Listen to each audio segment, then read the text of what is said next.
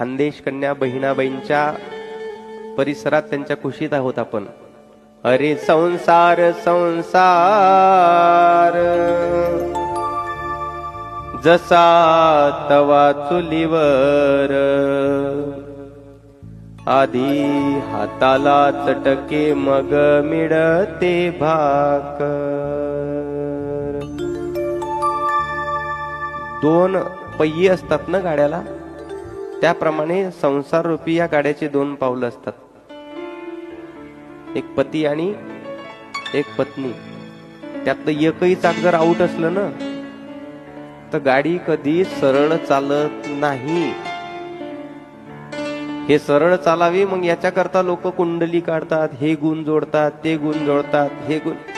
मी एक सांगू का विषय निघाला म्हणून, तुम्ही 100% कुंडली जोडा, त्यामध्ये माझं दुमत नाही, माझा पाठिंबा आहे, 100% जोडा. पण त्या कुंडलीपेक्षाही त्या दोघांचे विचार जोडता का नाही याचा विचार कुंडलीपेक्षाही आधी करा.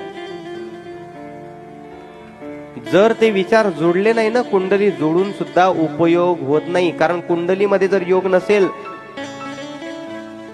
तर त्या कुंडलीमध्ये त्या दोषाची शांती करून तो योग जोडवता येतो.